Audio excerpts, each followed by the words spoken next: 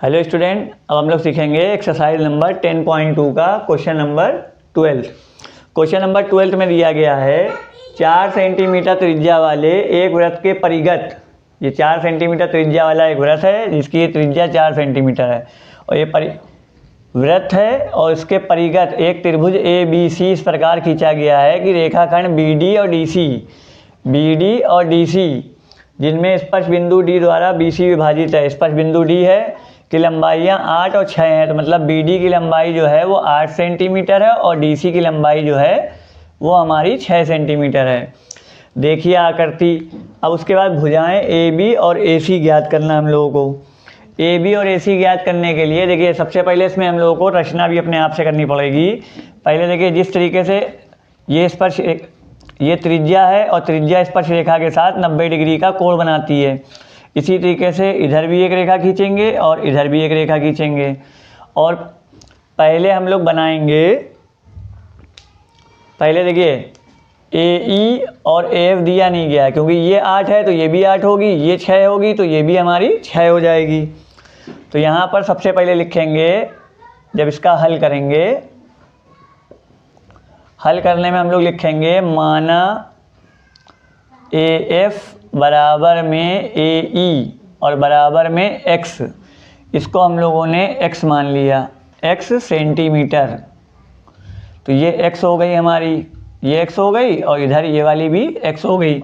इसी तरीके से BD जो है वो BF के बराबर होगी, BD जो है वो BF के बराबर होगी और ये हो गई हमारी 8 सेंटीमीटर, क्योंकि बाह्य बिंदु से खींची गई स्पर्श रेखाओं की लंबाइयाँ बराबर होती हैं। और इसको लिखना है तो हम लोग लिख सकते हैं परमेय 10.2 से। ये परमेय 10.2 होती है, 10वें चैप्टर की दूसरी परमेय है। बाह्य बिंदु से खींची गई, वृत्त पर खींची गई स्पर्श रेखाओं की लंबाइयाँ बराबर होती हैं।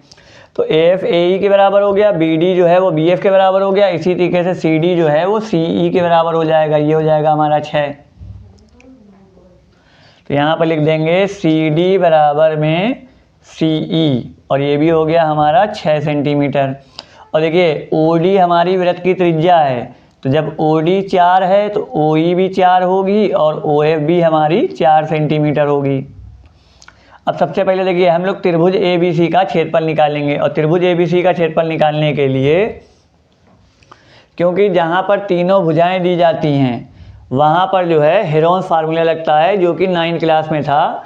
इसके लिए सबसे पहले हम लोग अर्ध परिमाप निकालते हैं। अर्ध परिमाप कहते हैं S को, और S का फार्मूला होता है A + B + C अपॉन 2।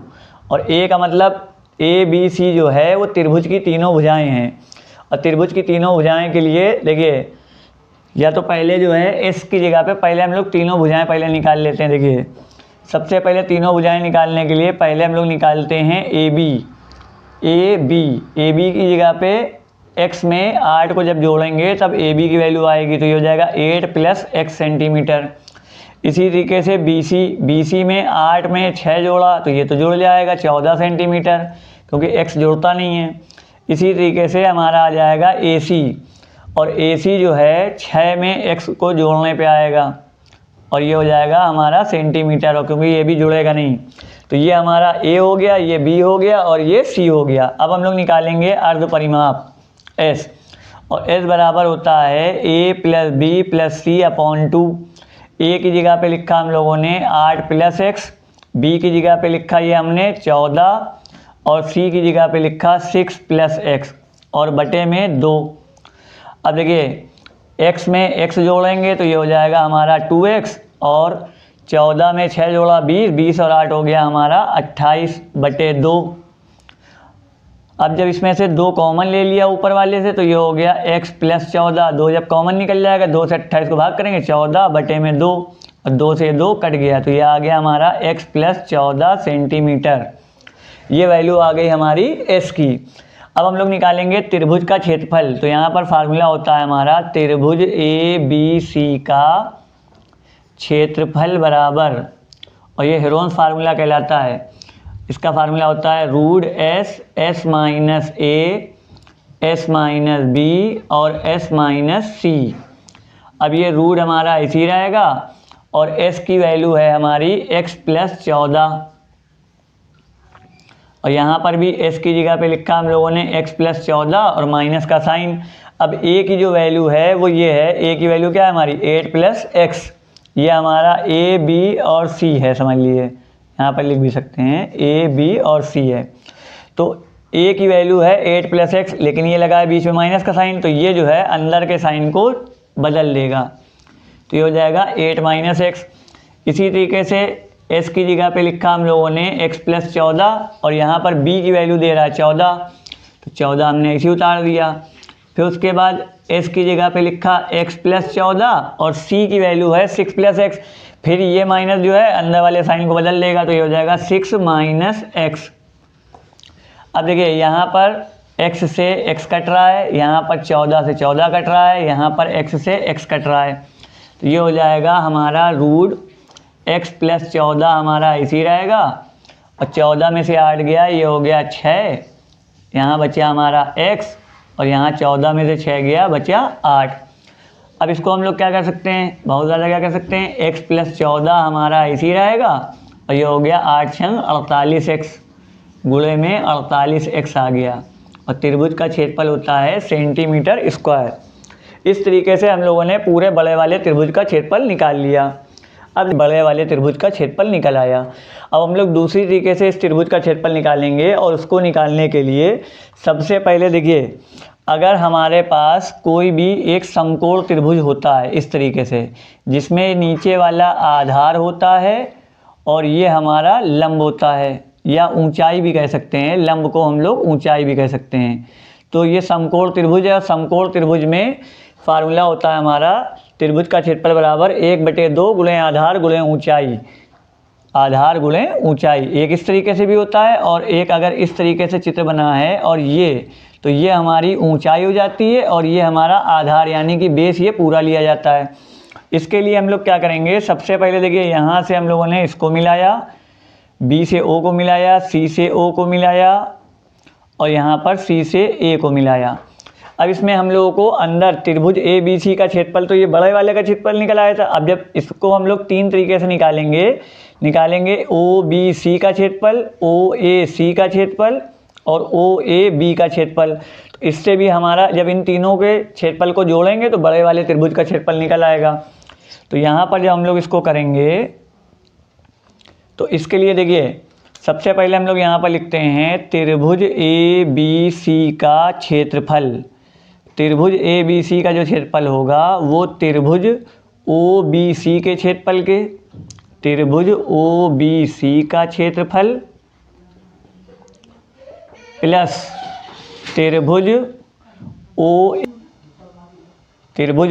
का क्षेत्रफल प्लस त्रिभुज OAC का क्षेत्रफल और प्लस OAC का क्षेत्रफल हो गया। इसी तरीके से OAB का क्षेत्रफल, तो यहाँ लिखेंगे त्रिभुज OAB का क्षेत्रफल।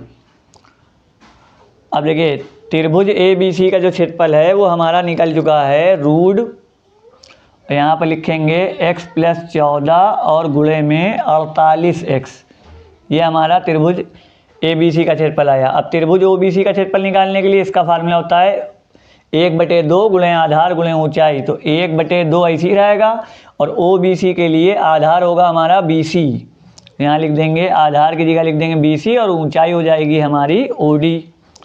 इसी तरीके से 1/2 OAC के लिए आधार हो जाएगा हमारा AC, और ऊंचाई हो जाएगी हमारी OE। इसी तरीके से OAB का जब निकालेंगे तो इसके लिए आधार हो जाएगा 1/2 गुणे आधार हो जाएगा AB, और ऊंचाई हो जाएगी हमारी OF। अब ये रूट हमारा इसी रहेगा x + 14 और गुणे में 48x, ये इसी रहेगा, 1/2 इसी रहेगा, और BC की जगह पे लिख देंगे BC हम लोग निकाल चुके थे यहाँ पर 14 सेंटीमीटर, हमको दिया गया है 4 सेंटीमीटर। इसी तरीके से 1/2 गुणे AC की वैल्यू दे रहा है 6 + x, और गुणे में OE दे रहा है 4, फिर 1/2, और AB की वैल्यू दे रहा है 8 + x, और OF की जगह पे लिख दिया हम लोगों ने 4 सेंटीमीटर। अब देखिए ये कट भी रहा है, 2 दूनी 4, 2 से इसको काटा 2 दूनी 4, 2 से इसको काटा 2 दूनी 4, तो ये रूट x प्लस 14 हमारा इसी रहेगा और गुणे में 48x इसी रहेगा। 14 दूनी हो गया 28, 2 का गुणा 6 से करा 2 छंग 12 और 2 का गुणा 1 से करा 2x, फिर 2 का गुणा 8 से करा 2 अट्ठे 16 और 2 का गुणा 1 से करा 2x।